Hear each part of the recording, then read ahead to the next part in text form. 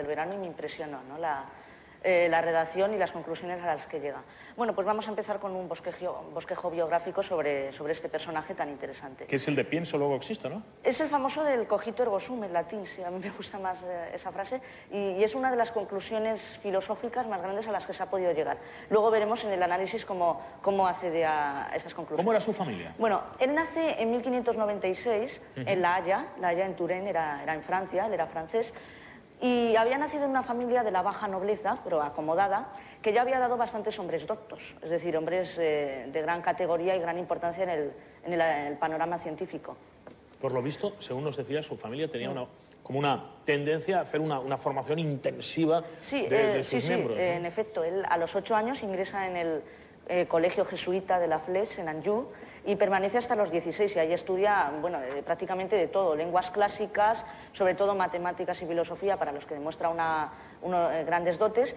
La escolástica, que era una práctica que por entonces creía que había que poner la razón humana al servicio de la doctrina católica, de la doctrina cristiana, para explicarla.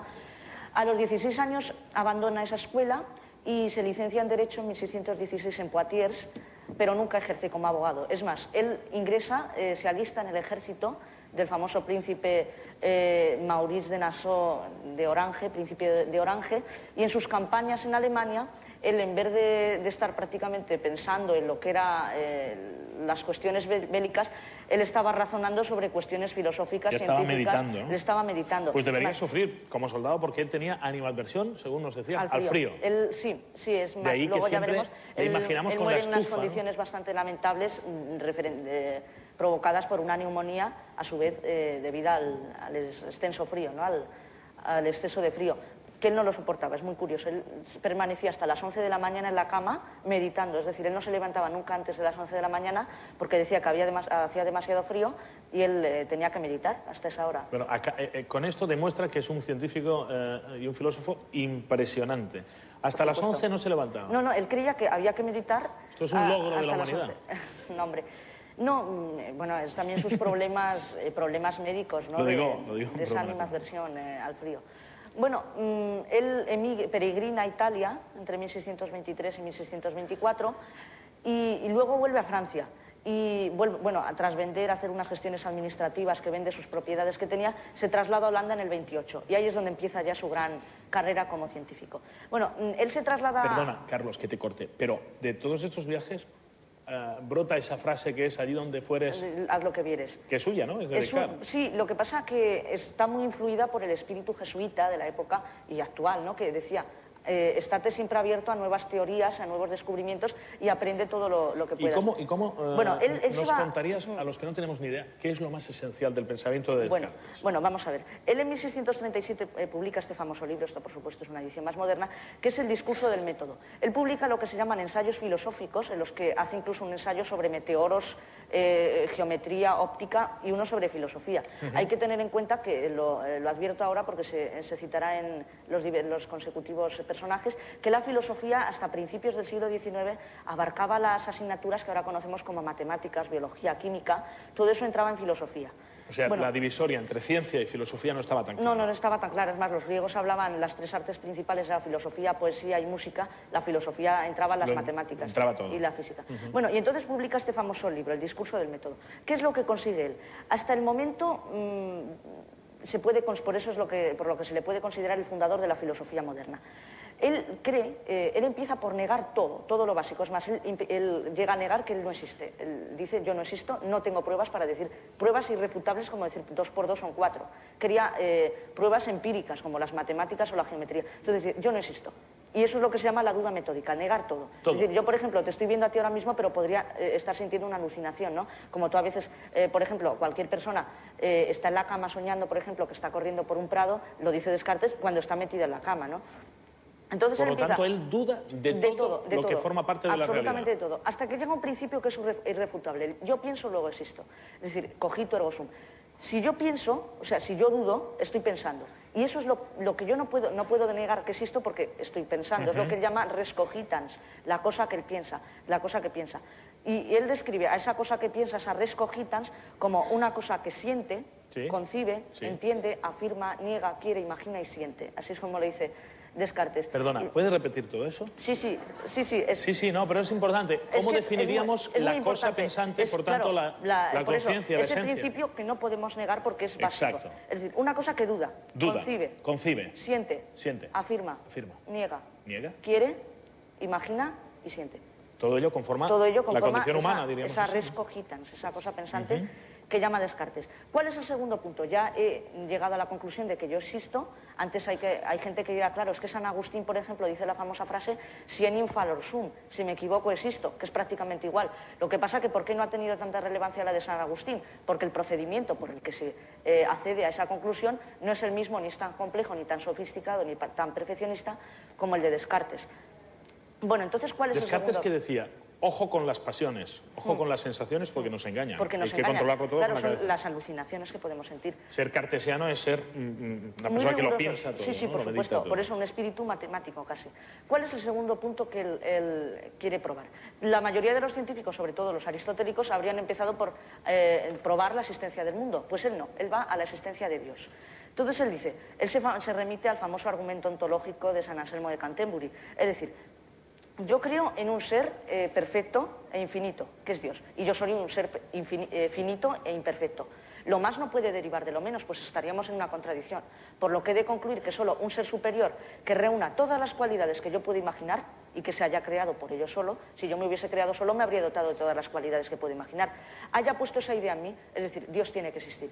Y el famoso argumento ontológico relacionado con el ser dice que yo, por ejemplo, pienso en el concepto de montaña, y montaña es inseparable del concepto de valle. Yo no estoy diciendo que exista una montaña. Entonces, si yo pienso en Dios, el concepto de existencia es inseparable del de Dios, si no, no sería perfecto. De ahí derivo que si la existencia es inseparable de Dios, Dios tiene que existir. Ahí es donde recibió bastantes críticas, por ejemplo, por Pierre Gassendi, era un compatriota suyo de la época, que decía que la existencia no era una perfección y probarlo era precisamente lo que él quería demostrar, o sea, que no podía. Dice todo esto y va, el otro dice, pues no es verdad. No, es que... Había un ambientazo filosófico hubo, tremendo, ¿eh? En esa época, la escolástica decía que había que confrontar todas las opiniones de las autoridades científicas de la época y ver cuál era la más acertada. Ahora voy a hacer una cosa de las que Carlos dice, no me hagas esto. Y yo lo hago con sumo respeto, pero te ruego que dejemos por hoy el tema de Descartes y hacemos un salto. Vamos a hablar de otro nombre esencial en la historia del pensamiento. Además, relativamente contemporáneo. Isaac Newton. Isaac Newton, porque iba a decir, Descartes muere en 1650 en Estocolmo y Isaac Newton nace el 4 de enero de 1642 en Woolstrup, en Inglaterra.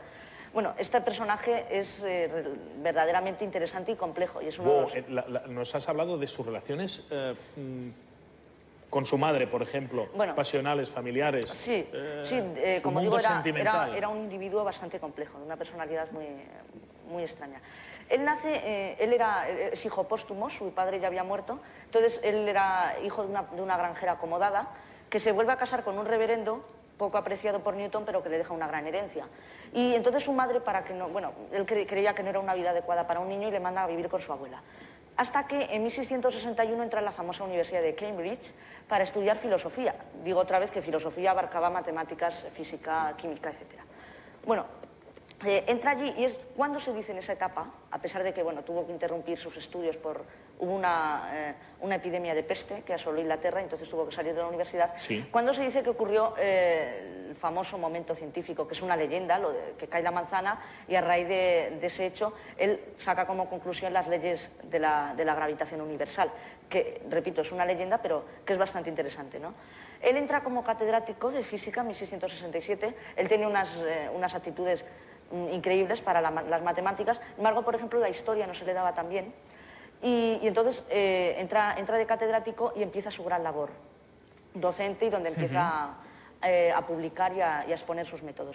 Él tuvo diversos problemas con los científicos de la época porque él era muy reacio a escribir, a publicar, pero en cuanto publicaba algo los demás investigadores le criticaban y prácticamente destrozaban sus obras. Por eso él se recluía en sí mismo. Era súper polémico, ¿no? Además le decían que copiaba a otros. Sí, ahora él era depresivo además y tuvo bastantes problemas con esto porque el propio Leibniz, el famoso filósofo alemán Leibniz... ¿Y tú crees que copiaba realmente a alguien? No, mira, te voy a contar. Lo que pasó es que Leibniz le acusó de haberle plagiado el cálculo infinitesimal. Lo que pasa es que se ha descubierto últimamente por diversas investigaciones que lo que ocurrió es que ambos llegaron a la misma conclusión paralela e independientemente. Leibniz en Alemania sin conocer que Newton estaba haciendo lo mismo en Inglaterra. Lo que pasa es que como Newton no quería publicar, Leibniz lo publicó antes y Newton después, entonces por eso hubo... Le acusaron de plagio, ¿no? Y el hombre tenía unos disgustos de miedo y era un poco rencoroso, ¿no? Era muy rencoroso porque él, por el famoso, ya sabemos que con un prisma descompone los 7 colores del arco iris. Por ese descubrimiento, hay que precisar que a Newton le gustaba más la óptica que las matemáticas. Por ese descubrimiento se le nombra presidente de la famosa Royal Society de Londres. Entonces, ¿qué hace cuando llega a la presidencia de esa entidad?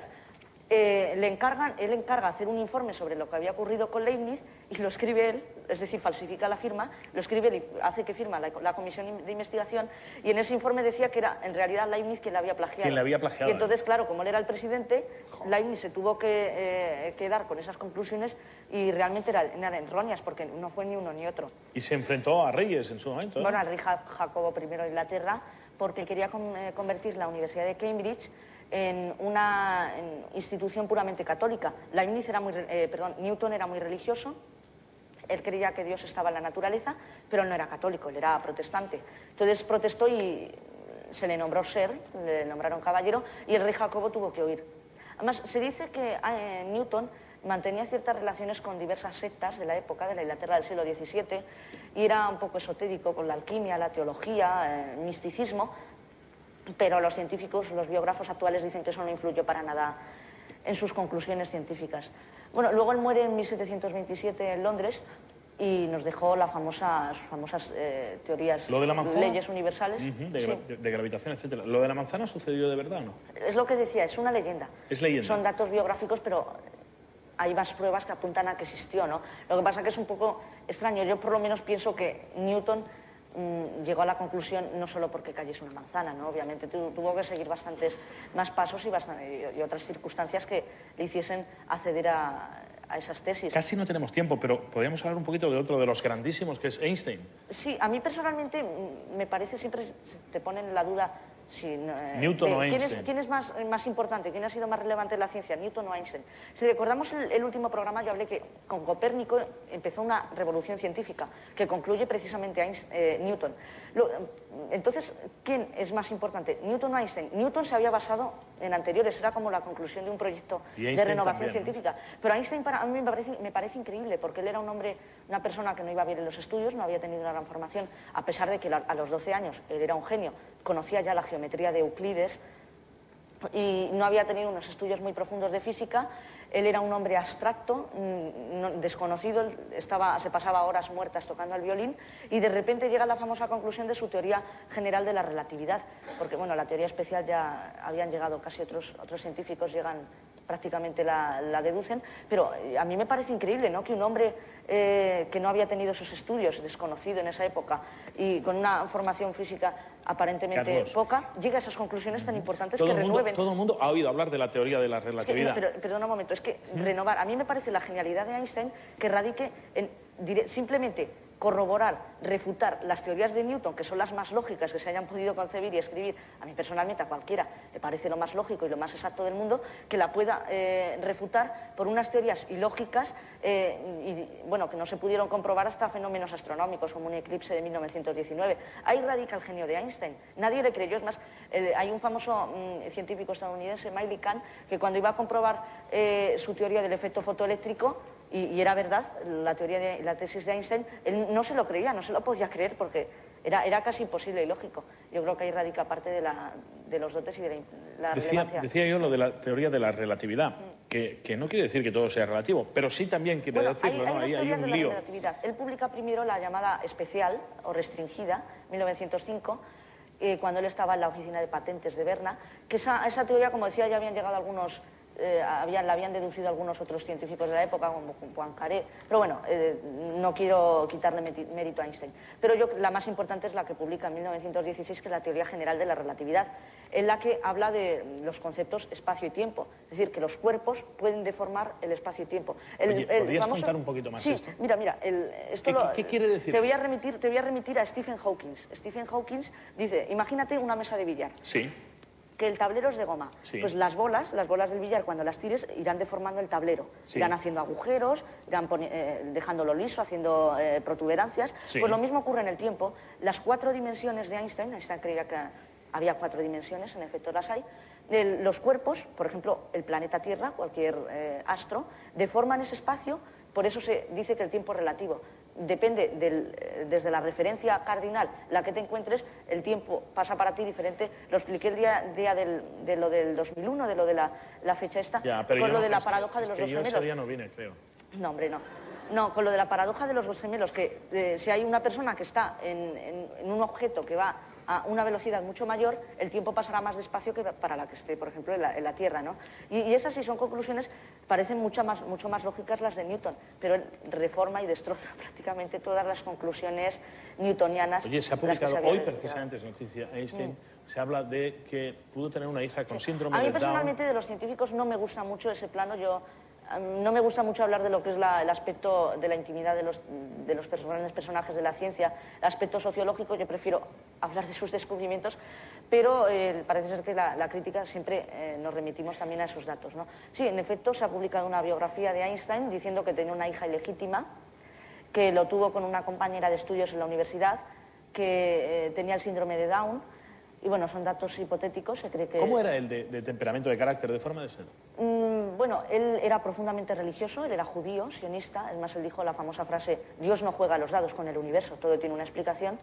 Se le propuso incluso ser el primer presidente del Estado de Israel. Y ya por referencias personales afectivas ya no tengo más datos. Yo lo que sé es que era una persona, también tenía, muy inteligente, por supuesto, también tenía sus dotes de humor. Hay una famosa foto en la que sale Sí, la hemos visto, sacando la lengua. Uh-huh. Bueno, como todas las personas tenían esas particularidades. Él era totalmente antinazi, es más, él era judío y claro, los nazis, cuando llega Hitler al poder, se marcha a Nueva Jersey, a Princeton. Él se quedó destrozado cuando vio que sus... Él era pacifista, ¿no? Que había Entonces, contribuido a acelerar el proceso de construcción de la bomba Sí, atómica. ¿sabes lo que ocurrió? Que precisamente la equivalencia, la famosa ecuación E es igual a m por c al cuadrado, energía es igual a masa por la velocidad de la luz al cuadrado, Sí. es decir, que la energía es igual a la masa, contribuyó a la reacción en cadena, que se crease la bomba atómica en los Álamos. Entonces, Einstein envió una carta con otros científicos al presidente Roosevelt diciéndole cómo podía fabricar esa bomba. Lo que pasa es que solo firmó Einstein.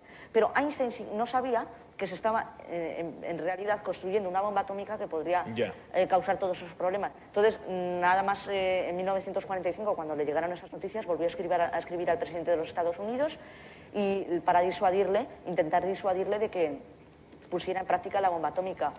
Él fue un gran activista del desarme nuclear. Sí, estuvo por España, estuvo en España. Estuvo en España actos, en el 22, creo que fue, hay una famosa foto de Ortega y Gasset. Y también estuvo, por ejemplo, en Argentina, en Uruguay, y bueno, luego, como he dicho, se nacionalizó estadounidense y no volvió a pisar Alemania. Él muere en el 55, en abril del 55, y es